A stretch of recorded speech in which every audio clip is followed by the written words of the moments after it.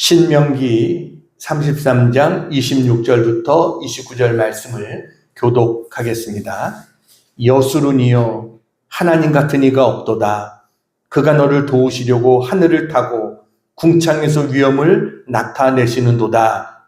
영원하신 하나님이 내 처소가 되시니 그의 영원하신 팔이 내 아래에 있도다. 그가 내 앞에서 대적하게 주시며 나라가 하시도다. 이스라엘이 안전히 거하며 야곱의 샘은 곡식과 새 포도주의 땅에 홀로 있나니 곧 그의 하늘이 이슬을 내리는 곳에로다. 이스라엘이여 너는 행복한 사람이구나. 여호와의 도움을 같이 얻은 백성이 누구냐. 그는 너를 눈을 방패시오 내 영광에 가리시도다. 내 대적이 내게 박종하리니 내가 그들의 높은 곳을 밟으리로다. 아멘. 할렐루야. 아멘.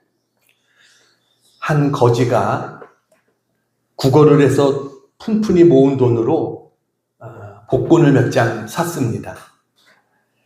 매일 꿈속에서 당첨되는 꿈을 꿉니다.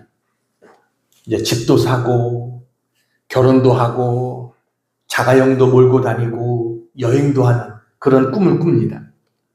그러다가 드디어 초조하게 기다리던 추첨날이 됐습니다.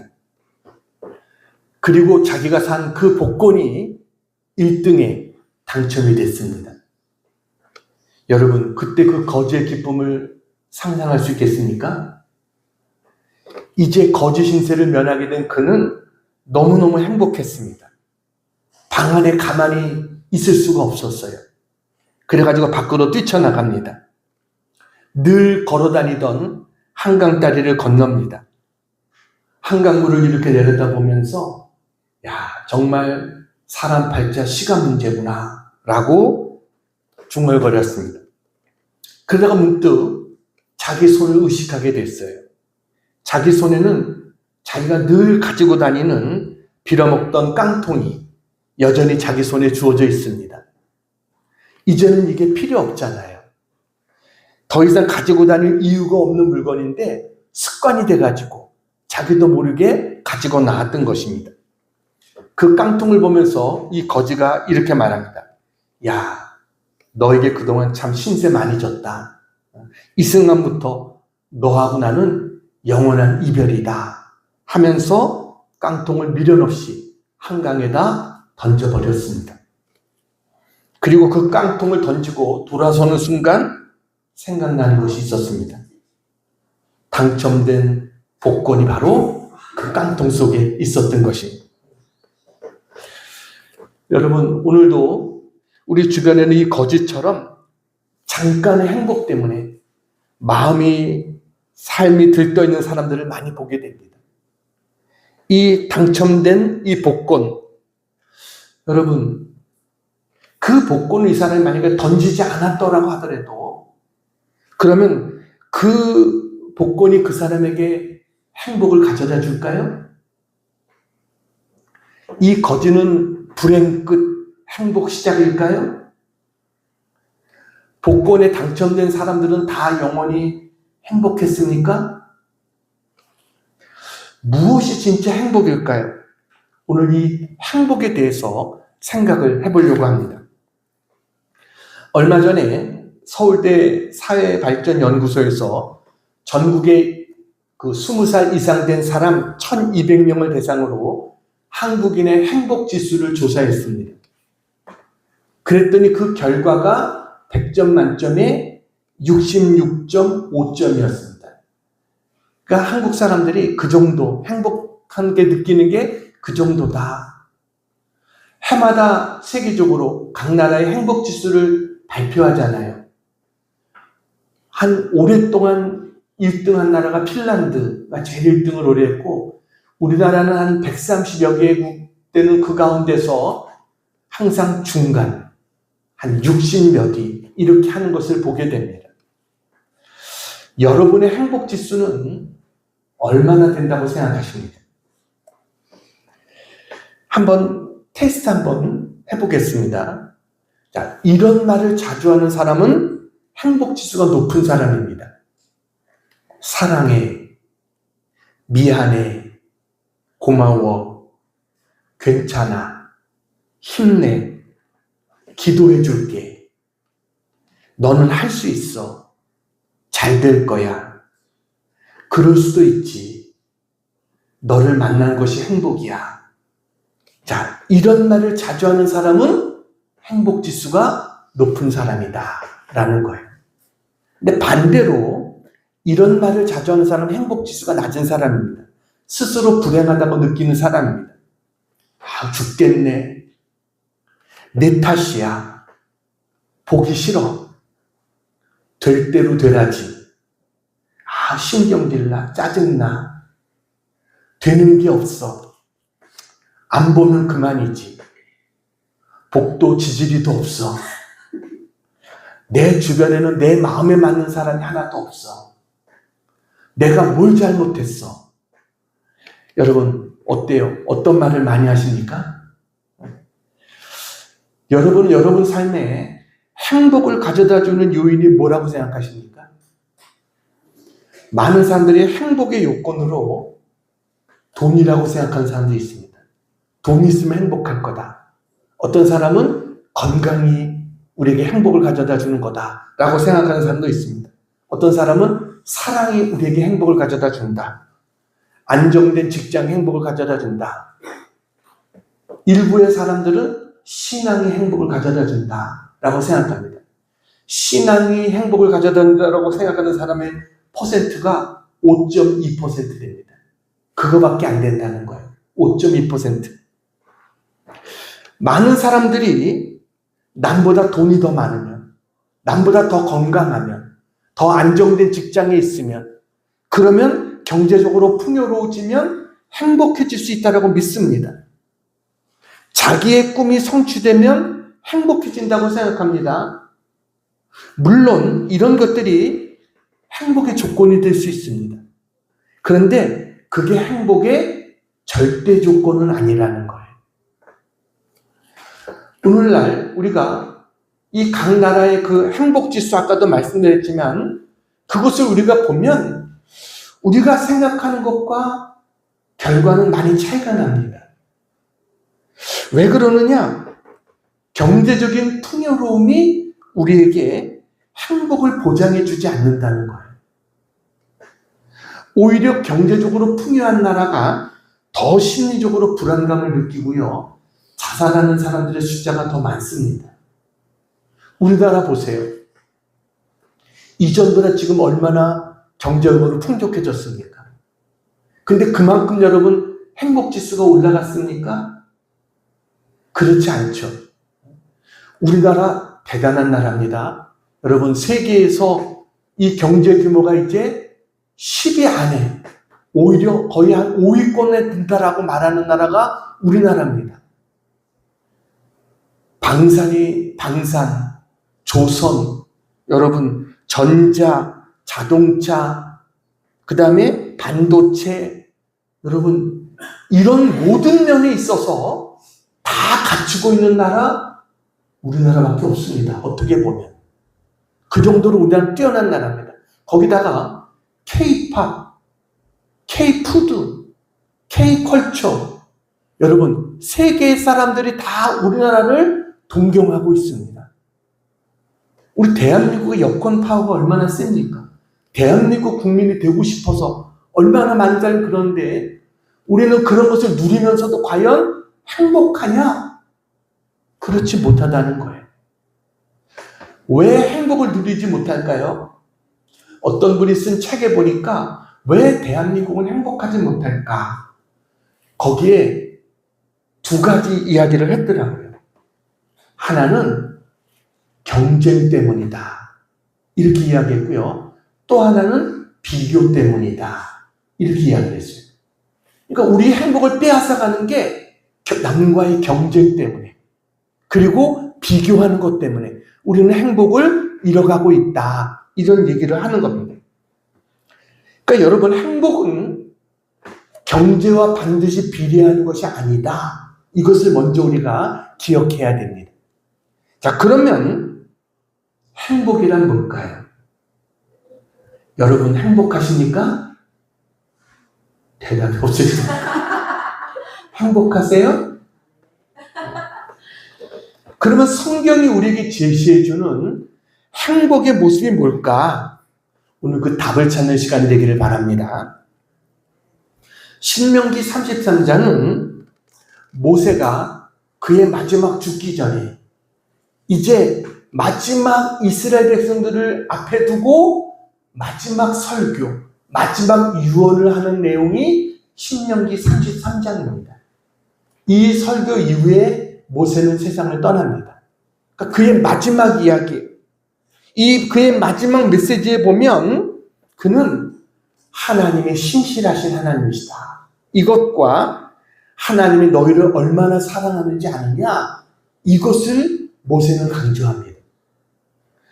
그리고 그들에게 진정한 행복이 어디서 오느냐를 그들에게 이야기를 해요. 오늘 성경에 보면 모세는 특별한 단어 하나를 우리에게 이야기합니다. 그것이 바로 26절에, 자, 26절에 보면 뭐라고 되어 있습니까? 여수룬이요. 그래서 여수룬이요. 여수룬이란 말 들어보셨습니까? 여수룬이 뭘까요?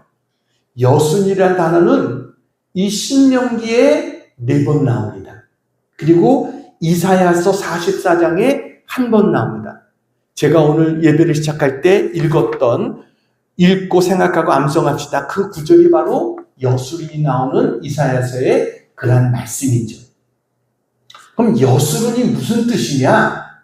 여수룬은 의로운 자, 사랑받는 자라는 의미를 갖고 있습니다. 뭐라고요? 의로운 자, 사랑받는 자. 하나님께서 모세를 통해서 이스라엘 백성을 향해서 여수룬이요 라고 말합니다. 여수룬이요. 자, 그러면 과연 이스라엘 백성들에게 저 여수룬이란 말이 과연 어울리는 말일까요? 사실 이스라엘 백성들은요, 참 불평이 많았던 민족입니다. 광야에서 이들이 늘 힘들다고 아우성이었습니다. 그들이 뭐라고 말합니까? 민수기 11장 5절 같이 한번 읽어볼까요? 시작. 우리가 애굽에 있을 때에는 값없이 생선과 오이와 참외와 부추와 파와 마늘들을 먹은 것이 생각나거늘 저렇게 하나님 앞에 불평했어요. 저것이 바로 저들의 행복의 기준이었다는 거예요.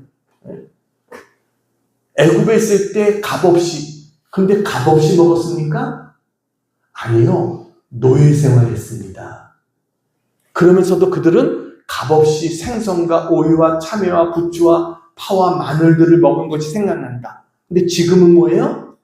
만나만 먹고 있다. 이런 불평 아닙니까? 그래서 이들은 하나님 앞에 계속 불평했습니다. 자, 그런가 하면 그들이 이제 나중에 좀 잘 살게 되고 걱정이 없으면 그들은 어땠어요? 신명기 32장 15절입니다. 같이 한번 읽겠습니다. 시작.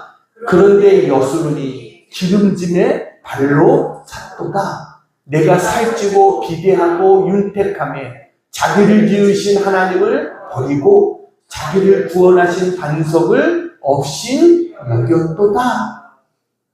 여수룬이 기름지니까 어떻게 했어요? 발로 찼다. 누구를 발로 찼어요? 하나님을 발로 찼다는 겁니다. 그런데 모세가 그런 이스라엘을 가리켜서 여수룬이여 너는 행복자로다 라고 말합니다. 29절 보세요. 29절. 이스라엘이여 너는 뭐라고요? 행복한 사람이로다 라고 말합니다. 이스라엘이여 너는 행복한 사람이로다. 그러니까 우리가 여기서 알 수 있는 게 여수룬이라는 게 정말 저들이 정직하고 의로웠기 때문에 하나님의 사랑을 받을 만했기 때문에 여순이라고 불러준 게 아니라는 겁니다. 여순이라고 불러준 이유는 하나님이 그들을 특별히 택하시고 그들을 의롭게 여기시고 그들을 사랑해 주셔서 그들에게 붙여준 별명, 이게 바로 여수룬이다 라는 거예요. 그러니까 여러분, 오늘 우리가 뭡니까?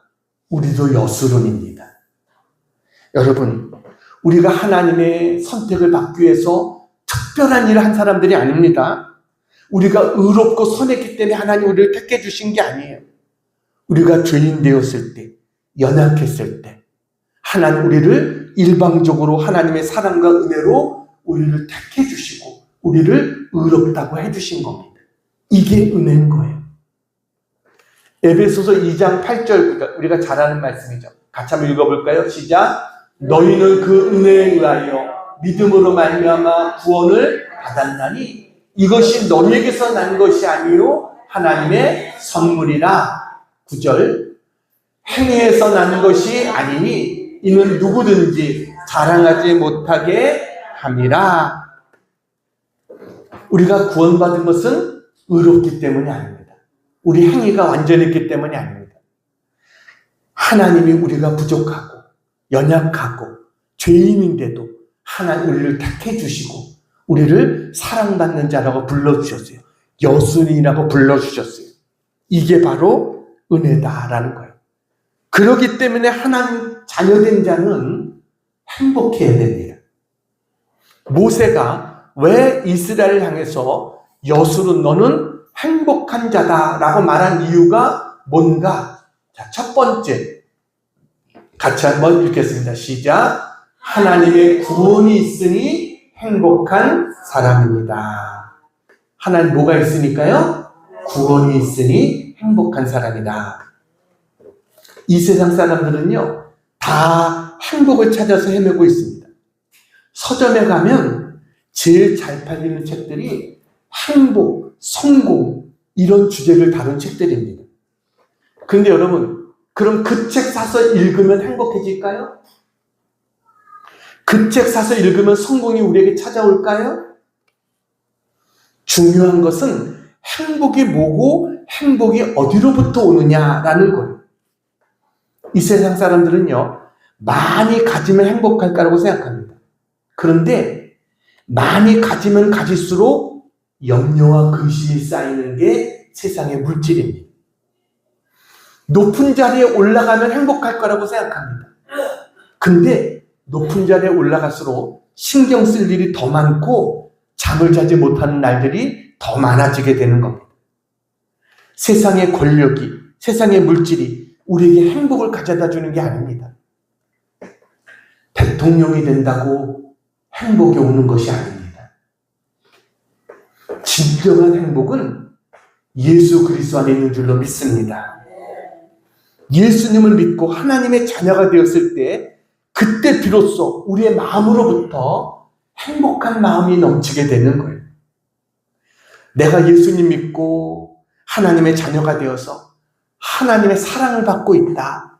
이게 깨달아지고 이게 믿어지고 여러분 그 마음이 내 심령을 주장할 때 그때 비로소 뭐예요? 우리 안에 행복이 넘치게 되는 거예요. 예수님의 어떤 곳에도 여러분 참된 행복이 없다는 사실을 기억하시기 바랍니다. 주님만이 우리의 참된 행복의 근원이 되시는 거예요. 그래서 언제나 예수님 안에서 이 행복을 누리며 살아가는 우리 모두가 되기를 축원합니다. 여러분 우리가 잘나서 이스라엘 백성들이 잘나서 하나님 백성이 된 게 아닙니다. 그들의 숫자가 많아서 남들보다 뭔가 뛰어나서 하나님 자녀가 된 게 아니에요. 별 볼 일 없는 자들입니다. 숫자도 적습니다. 신명기 7장 6절 7절은 이렇게 이해합니다. 신명기 7장 6절 7절 같이 있습니다. 6절 시작. 너는 여호와 네 하나님의 성민이라. 네 하나님 여호와께서 지상 만민 중에서 너를 자기의 기업의 백성으로 택하셨나니 여호와께서 너희를 기뻐하시고 너희를 택하심은 너희가 다른 민족보다 수요가 많기 때문이 아니니라. 너희는 오히려 모든 민족 중에 가장 적으니라. 예, 저들이 수가 많아서 택한 게 아니라 가장 적으니까 하나님이 그들을 택하셨다는 거예요. 저들은 애굽에서 430년간 노예 생활하고 있었습니다. 그런데 하나님이 저들을 그 절망 가운데서 구원해 내셨어요. 이건 전적인 하나님의 은혜예요. 근데 이스라엘 백성은 이런 구원을 받고도 자기들의 행복을 모르는 거예요. 엄청난, 정말 상상할 수도 없는 그런 구원을 받은 자들이 이스라엘 백성들인데, 그들은 하나님 앞에서 구원을 받았다는 이 사실 때문에 행복을 느끼지 못하고 있는 거예요. 이게 잘못된 거죠. 그래서 모세는 뭐라고 말합니까? 29절입니다. 29절. 같이 읽습니다. 시작. 이스라엘이여, 너는 행복한 사람이로다. 여호와의 구원을 너같이 얻은 백성이 누구냐? 이스라엘이여, 너는 행복한 사람이로다라고 말했어요. 지금 이스라엘 백성들은 광야 생활하고 있습니다. 가나안을 앞에 두고 있어요. 근데 1세대 출애굽한 사람은 다 죽었습니다. 이제 그 자식들만 남았어요. 그리고 모세, 여호수아, 그 다음에 누굽니까? 갈렙, 이런 사람만 남은 겁니다. 다 죽었어요. 그리고 광야 그 40년을 지내왔던 그 사람들에게 모세가 이야기하는 거예요. 너희들은 앞으로 가나안 땅에 들어가면 너희들은 행복해질 거야. 이렇게 말하고 있지 않다는 겁니다. 미래형으로 말하고 있지 않아요. 지금은 너희들 고통스럽고 힘들지만, 지금은 너희들 광야 생활 가운데 있지만, 앞으로 너희들이 가나안 땅에 들어가면 너희들은 거기서 젖과 꿀이 흐르는 땅에서 행복을 누리며 살 수 있을 거야. 미래형으로 행복을 말하고 있지 않아요. 이스라엘이여, 너는 뭐라고요? 이미 뭐예요? 행복한 사람이로다. 너희들이 광야에 있어도 이미 그들은 뭐예요? 행복한 자라는 거예요. 왜요? 하나님의 구원을 받았기 때문에. 그들은 이미 행복한 자다. 우리가 이 땅에서 광야 생활 같이 힘들고 어려운 생활을 하면서 언제쯤 내 삶이 좋아질까? 언제쯤 내가 행복해질까? 이게 아니라는 겁니다. 내가 예수 믿고 구원받았으면 우리는 이미 뭐예요? 행복한 사람이다. 여러분, 이 사실을 믿으시기 바랍니다. 그러면서 뭐라고 말합니까? 여호와의 구원을 너같이 얻은 백성이 누구냐? 너같이 얻은 백성이 누구냐? 이 말은 뭐예요? 너희들은 특별한 구원을 받은 자들이다라는 겁니다. 특별한 구원이 뭐예요? 하나님의 전적인 은혜로 구원받았다는 거예요. 우리가 구원받은 것은 우리의 행위나 노력 때문이 아닙니다. 하나님의 전적인 은혜로 우리는 구원받은 것을 믿으시기 바랍니다. 그래서 가장 큰 행복이 뭐냐? 하나님은 나 같은 자를 구원해 주셨구나. 이것을 깨닫는 것. 이게 행복인 거예요. 하나님이 나를 전적으로 택해 주셨고, 나를 하나님이 기뻐하는 자, 사랑하는 자라고 나를 여겨주신 것.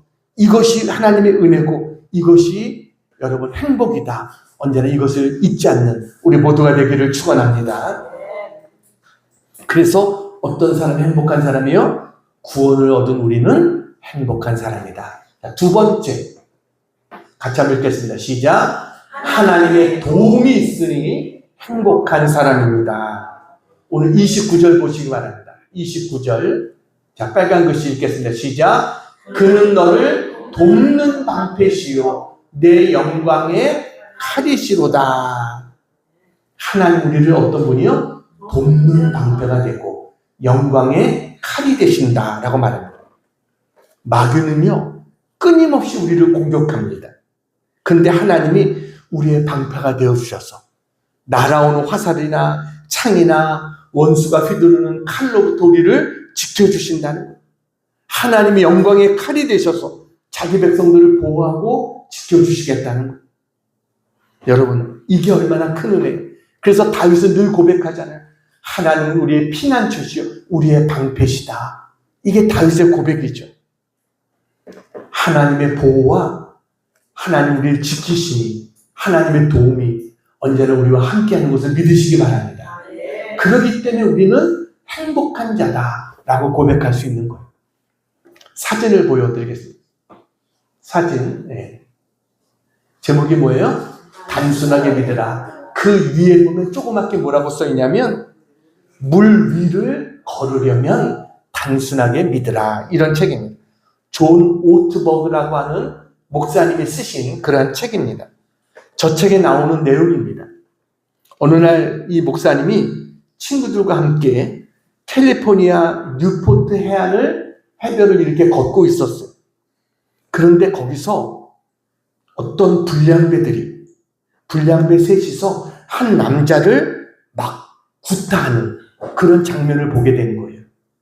이 남자를 맞아서 피를 막 흘리고 있었습니다. 보니까 술판에서 벌어진 싸움이 밖으로까지 번진 거예요.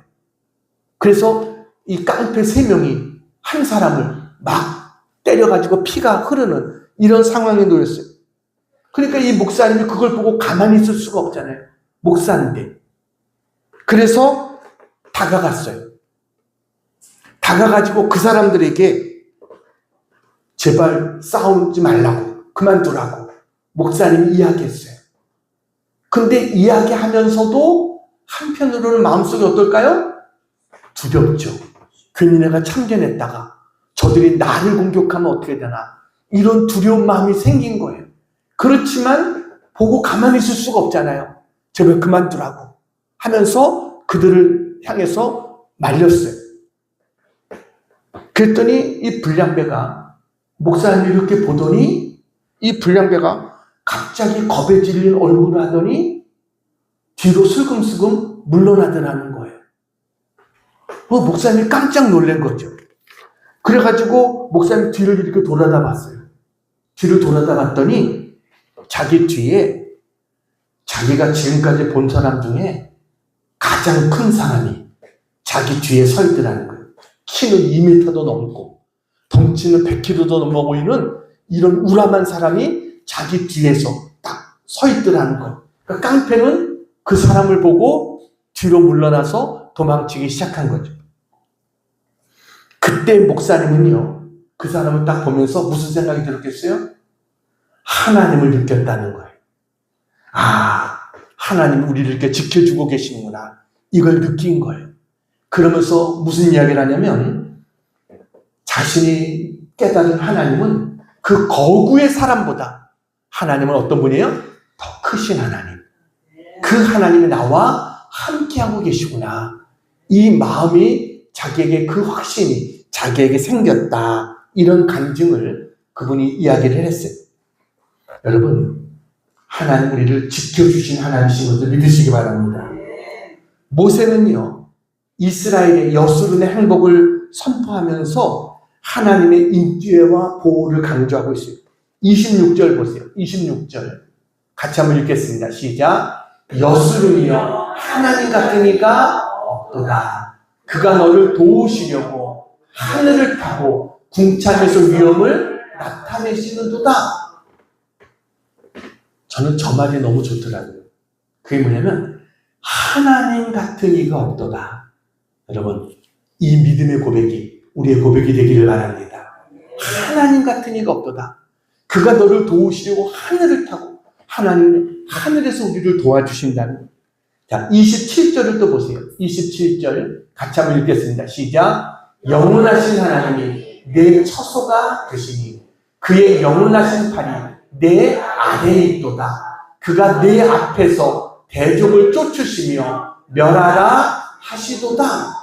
하나님은요, 위에도 계시고, 그 다음 뭐예요? 우리의 아래도 계시고, 우리의 앞에도 계시고, 우리의 처소가 되시는 하나님이시다라는 거예요. 그러니까 하나님은 어디에나 계신 하나님. 내 앞에도, 앞에 계신 하나님 뒤에는 안 계실까요? 내 옆에도, 밑에도, 위에도, 내 처소 어디든지 우리와 함께 하신 하나님. 그 하나님은 뭐예요? 내가 너의 도움이 되겠다는 거예요. 언제나 이것을 믿으시기를 축원합니다. 그래서 우리는 뭐예요? 나는 행복합니다. 든든하잖아요. 하나님, 나는 행복합니다. 이 고백을 할 수 있는, 우리가 될 수 있는 줄로 믿습니다. 어린아이가 엄마 품에 있으면 두려워할 것이 뭐가 있어요? 어린 엄마 품에 있는 아이의 모습이 얼마나 평안합니까? 우리도 하나님 안에 있으면 하나님 우리를 그렇게 지켜주시는 거예요. 세상은 일찍불가하게 변하고 있습니다. 세상의 변화가 얼마나 빠릅니까? 또 세상의 위험들이 얼마나 많습니까? 곳곳에 우리가 생각하지 못했던 수많은 위험들이 우리를 도사리고 있습니다. 그런데 여러분, 우리는 뭐예요? 하나님이 지켜주시겠다는 거예요. 앞에서도, 밑에도, 위에도, 옆에도, 어디서든지 우리를 지켜주신 하나님.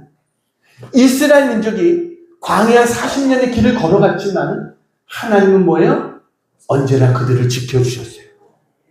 하나님은 불기둥으로 구름기둥으로 그들을 지켜주셨고, 먹을 것이 필요한 그들에게 만나와 메추라기를 주시고, 필요할 때 반석을 쳐서 물을 주시고 그들을 지켜주셨던 하나님.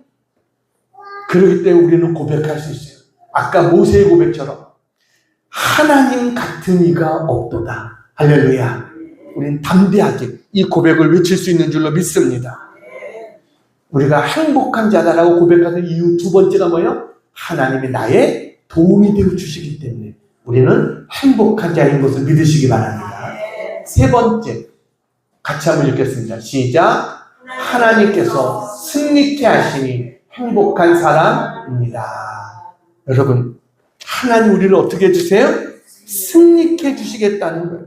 자, 27절 밑에 빨간 글씨 읽겠습니다. 시작. 그가 내 앞에서 대적을 쫓으시며 멸하라 하시도다.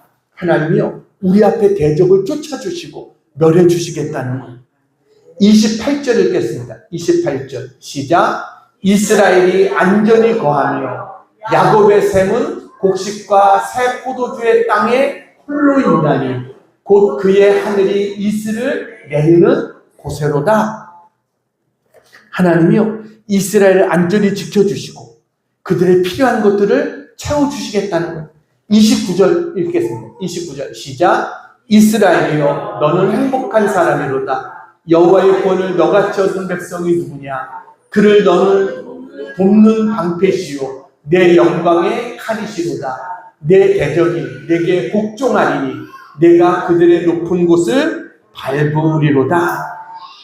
그러니까 이 모든 말씀을 정리하면 뭐예요? 하나님께서 우리를 승리케 해주시겠다는 말씀이에요. 그리고 하나님께서 저들에게 번영도 허락해 주시겠다. 이것을 하나님은 약속하고 있어요. 약속의 땅 가나안은 거저 얻어지는 것이 아닙니다. 강대국들이 버티고 있습니다. 그런데 하나님께서 그들을 쫓아내시고 너희들이 승리할 수 있도록, 그곳에서 너희들이 젖과 꿀이는 땅에서 누리며 살아갈 수 있도록 하나님이 인도해 주시겠다는 거예요. 하나님 그 약속을 지키셨어요? 안 지키셨어요? 하나님 약속을 지키시는 하나님이신 것을 믿으시기 바랍니다. 오늘날 우리의 삶에는요, 수많은 대적들이 있습니다. 죄의 유혹도 있고, 세상의 유혹도 있고, 질병의 어려움도 있고, 물질의 어려움도 있고, 관계의 어려움도 있고, 이런 많은 문제들이 우리를 무너뜨리려고 해요. 그런데 여러분 기억하세요.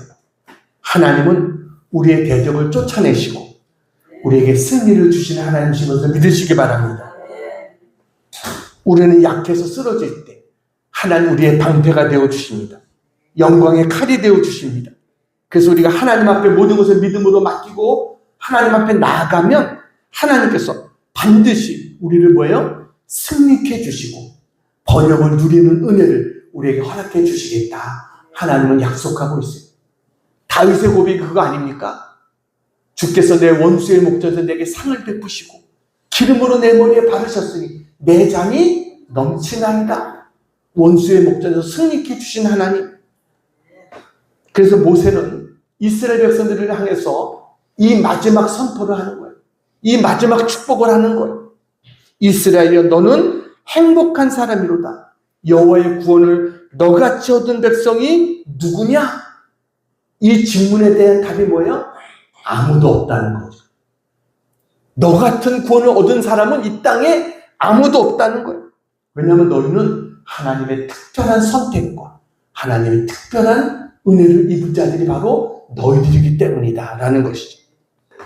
여러분, 우리는 하나님의 은혜로 선택을 받은 하나님의 사랑받는 자인 것을 믿으시기 바랍니다. 여술은 이게 바로 누구예요? 내가 바로 여술이다. 우리는 하나님은 여술에게 너는 행복한 자야. 라고 말씀하세요. 왜냐하면 너는 특별한 구원을 받았기 때문에, 너희에게는 하나님의 특별한 도움이 있기 때문에, 그리고 하나님께서 너를 승리케 해주실 것이기 때문에 너는 행복한 자다. 언제나 이것을 믿는 우리 모두가 되기를 축원합니다. 여러분, 한 가지 이야기하고 마치려고 합니다. 여러분, 사진을 보여드릴게요. 누구예요? 윤향기 목사님이시죠. 네. 가수 윤향기. 70년대 해변으로 가요 히트곡을 낸 한국의 최초 그룹 사운드 키보이스의 리더로 활동하다가 솔로로 데뷔했던 분입니다. 윤복희 가수의 오빠죠. 네. 그는 1970년대 나는 어떡하라고, 장밋빛 스카프, 가는 세월, 너무합니다, 이런 노래들로 대중의 최고의 어떤 면에서 사랑을 받았던 최고의 인기 가수, 바로 윤향기 저분이었습니다. 저분의 삶은 화려한 성공과 명성으로 가득 찬 듯이 보였습니다. 근데 그의 내면에는 어린 시절에 불우한 가족사가 있었습니다. 부모님들의 불화와 마약 중독과 전쟁의 상처 등 아픔과 어둠이 그의 마음속에 있었어요. 그래서 그는 남들은 자기를 부러워하고 행복하다고 생각했는데 자기는 진정한 행복을 찾지 못했다라고 이야기를 합니다. 그러다가 1978년에 청천벽력 같은 소식이 그를 찾아왔습니다. 잘 나가던 시기에 갑자기 쓰러져서 병원에 입원했어요. 그래가지고 진단을 받더니 폐결핵 말기, 4기 진단을 받은 거예요. 당시 폐결핵 4기 말기라고 한다면 이제 시한부나 마찬가지입니다. 병원에서 1년 이상 살기 어렵다고 진단을 내렸습니다. 이 절망적인 상황 속에서 그의 아내는 그래도 독실한 기독교인이었어요. 그래가지고 그를 위해서 금식 기도하기 시작했습니다. 처음에는 아내의 기도를 이해하지 못했다는 거예요. 근데 죽음의 문턱에 서 있으니까 이제 모든 것을 포기하고 싶었던 그가 비로소 하나님을 찾게 됩니다. 병상에서 하나님 앞에 간절히 기도했어요. 그들이 기도하는 가운데 두려워 말라, 내가 너에게 임하리라, 너를 도우리라, 하나님의 음성을 듣는 영적인 체험을 하게 됩니다. 그 이후에 믿음을 가지고 병마와 싸우기 시작했고 기적적으로 건강을 되찾게 됐어요. 의학적으로는 설명이 안 되는 거예요. 이 기적적인 회복을 통해서 그는 하나님을 만나게 됐고 과거에 화려했던 가수의 생활을 내려놓고 목회자가 되어진 겁니다. 그래서 목사가 된 거예요. 그는 간증에서 이렇게 말합니다. 가수 활동으로 돈 많이 벌고 인기 많이 얻어도 행복하지 않았습니다. 그래서 나는 어떡하라, 이런 우울한 노래들을 불렀습니다. 하지만 하나님을 만나고 죽음에서 살아난 후 모든 것을 잃어도, 세상적인 성공이 없어도 하나님 안에 있을 때 진정한 행복을 찾았습니다 라고 간증을 했어요. 그래서 그는 80년대에 나는 행복합니다라는 노래를 발표합니다. 여러분, 그 노래에 보면 얼마나 이 하나님을 만나고 얼마나 행복했는가, 이것을 그가 그 가사 속에 쓰고 있어요. 뭐라고 되어 있냐면 나는 행복합니다, 나는 행복합니다, 나는 행복합니다, 정말 정말 행복합니다. 기다리던 오늘 그날이 왔어요. 즐거운 날이에요. 움츠렸던 어깨, 답답한 가슴 활짝 펴봐요. 가벼운 옷차림에 다정한 벗들과 즐거운 마음으로 들과 산을 뛰며 노래를 불러요.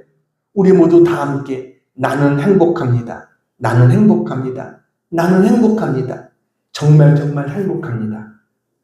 여러분, 이 가사 속에는요, 절망적인 상황 속에서 하나님을 만나서 진정한 삶의 의미와 행복을 깨닫게 되었다고 하는 그의 간증이 담겨 있는 겁니다. 그리고 내가 얻은 이 행복을 당신들도 누렸으면 좋겠다. 이것을 가사에 담았다라고 이야기합니다. 그는 그 이후에 동생 윤복희와 함께 불러서 서울국제가요제에서 대상을 받았던 여러분이라고 하는 노래, 이것도 자기가 하나님의 위로와 사랑을 받은 것을 담아서 자기가 작사 작곡한 간증적인 곡이다라고 그가 이야기를 했어요. 그러니까 그 여러분이라는 곡도 자기의 간증이 담겨 있다는 거예요. 결론적으로 윤양기 목사님의 나는 행복합니다. 여러분, 그것은 세상이 우리에게 행복을 가져다 주는 게 아니라는 겁니다. 세상의 물질과 세상의 인기와 세상의 성공이 자기에게 행복을 가져다 주는 게 아니라 오직 하나님 안에서 우리는 참된 평안과 기쁨 그리고 영원한 행복을 누릴 수 있다. 언제나 이것을 고백할 수 있는 우리 모두가 되기를 축원합니다. 여러분, 우리는 이미 가장 큰 행복을 소유한 자들입니다.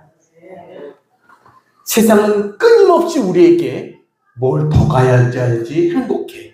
우리에게 끊임없이 속삭이지만 진정한 행복은 소유에 있는 것이 아니에요. 바로 관계에 있습니다. 하나님과의 관계 속에서 우리의 행복이 주어지게 되는 것을 믿으시기 바랍니다. 우리는 이 여수론의 행복, 오늘 설교의 제목이죠. 여러분, 이 행복을 우리는 세상에 증거하며 살아가는 그런 우리가 되어야 될 줄로 믿습니다. 세상에 행복을 잃어버리고 아직도 방황하고 있는 수많은 자들에게 우리는 우리가 받은 이 행복을 그들에게 나눠줘야 돼요. 그래서 나는 여순이다. 나는 행복한 사람이다. 언제나 담대히 고백하며 나가는 우리 모두가 되어질 수 있기를 주님의 이름으로 축원합니다. 기도하겠습니다. 사랑과 은혜가 풍성하신 아버지 하나님, 오늘 말씀을 통해서 우리가 얼마나 행복한 여수른인지 깨닫게 하시니 감사합니다. 저희를 특별히 택하시고 사랑으로 불러주시며 영원하신 팔로 붙들어 주시고 모든 대적 앞에서 승리케 하시는 주님의 은혜에 찬양을 드립니다. 주님, 이 세상의 시련과 유혹 속에서 저희가 낙심하거나 흔들리지 않게 붙들어 주시옵소서. 세상의 헛된 행복을 쫓지 않고 오직 주님 안에 있는 참된 만족과 기쁨을 누리게 하여 주시옵소서. 저희가 주님이 주신 행복을 누리는 것에 그치지 않고 이 행복을 세상에 나눠줄 수 있는 축복의 통로가 되게 해 주시옵소서.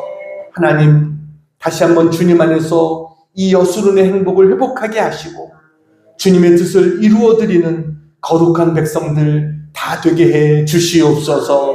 예수님의 이름으로 기도하옵나이다. 아멘.